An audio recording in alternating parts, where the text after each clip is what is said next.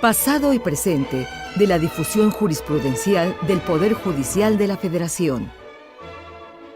La compilación, sistematización y publicación de la jurisprudencia emitida por la Suprema Corte de Justicia y los tribunales colegiados de circuito derivan de una mecánica laboral cuidadosamente planeada, que exige la intervención de numerosas personas.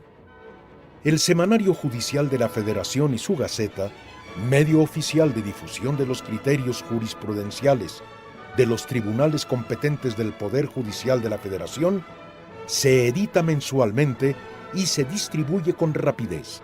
Sin embargo, tuvo que pasar mucho tiempo antes de que su publicación fuera puntual y autosuficiente.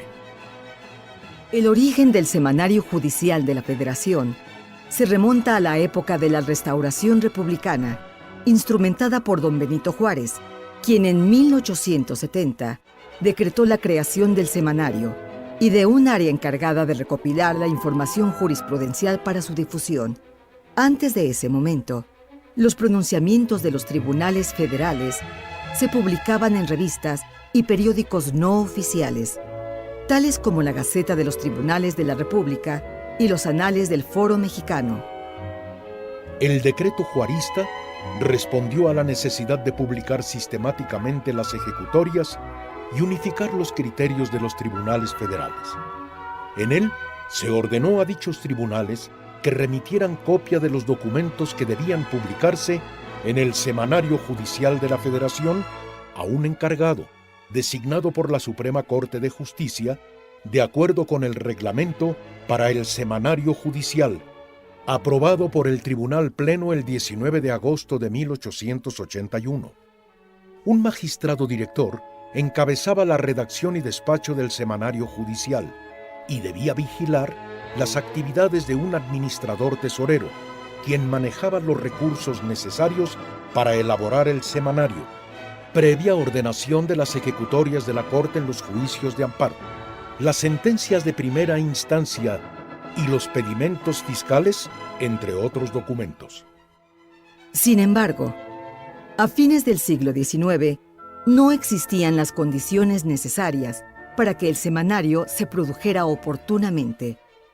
Aparte de que la situación del país reflejaba su intención de superar el legado de las luchas entre liberales y conservadores, no había un sistema adecuado para compilar y editar la jurisprudencia. De por sí, la edición no se llevaba a cabo en la Suprema Corte de Justicia, sino en diversas imprentas privadas, tales como la de F. Guzmán y Hermanos.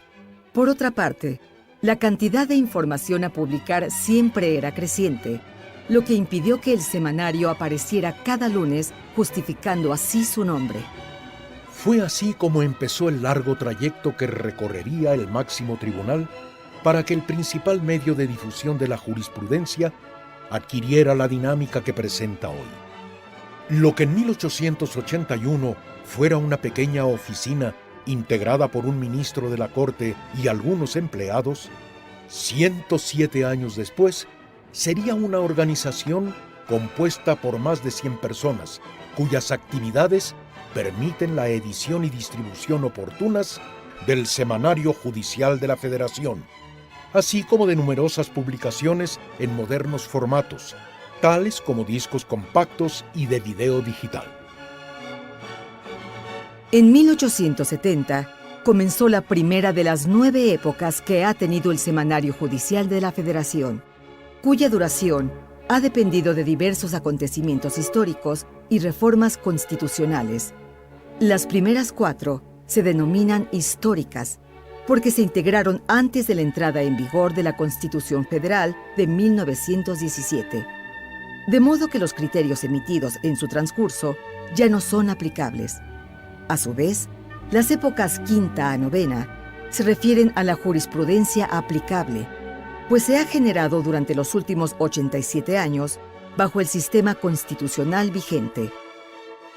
A pesar de los esfuerzos de los primeros compiladores y sistematizadores de la jurisprudencia, la edición del semanario se suspendió de 1876 a 1880, En virtud de razones administrativas y financieras y de la revuelta que inició Porfirio Díaz en 1876 con motivo del Plan de Tuxtepec.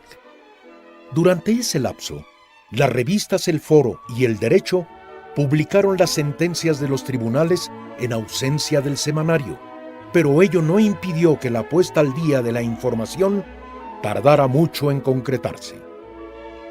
En 1881, inició la segunda época del Semanario Judicial de la Federación.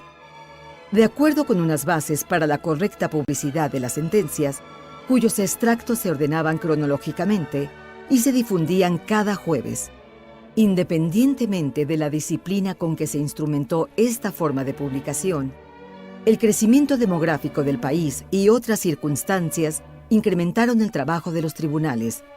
De ahí que no fuera posible la aparición oportuna del semanario. No obstante, durante esa época se sistematizó la información de un modo que después se reflejaría en las técnicas de informática jurídica documental, actualmente inseparables del quehacer de juzgadores y estudiosos del derecho.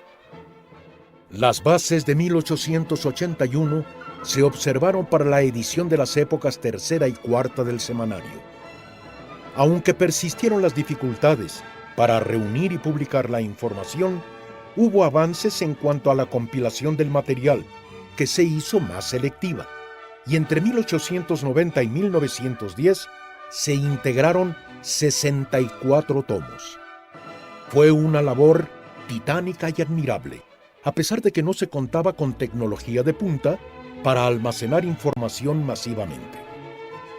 La publicación del semanario volvió a interrumpirse de 1910 a 1914 en virtud del triunfo del Plan de Guadalupe, orquestado por Venustiano Carranza. En 1917, las conquistas logradas por la Revolución se previeron en una nueva Constitución Federal.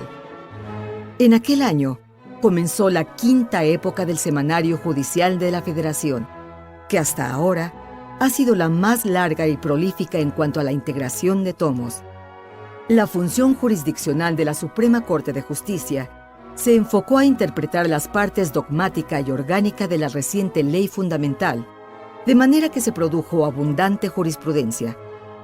Con apego al reglamento para el Departamento de Jurisprudencia, Semanario Judicial y compilación de leyes de la Suprema Corte de Justicia de la Nación, expedido el 10 de abril de 1919, entre 1917 y 1957 se integraron 132 tomos. En plena quinta época, hubo adelantos significativos en el modo de presentar la información. Los tomos se identificaron con números romanos y se ordenaron cronológicamente, comprendiendo a veces resoluciones por semestres, cuatrimestres y trimestres. Sin embargo, las labores de edición aún se confiaban a empresas privadas, como la antigua imprenta de Murguía. La ordenación de los tomos y volúmenes del semanario prefiguró la que se observa actualmente, cuando cada 6 meses se integra un tomo. Ahora bien, en aquel entonces no se estilaba la publicación en partes ni con sofisticados índices.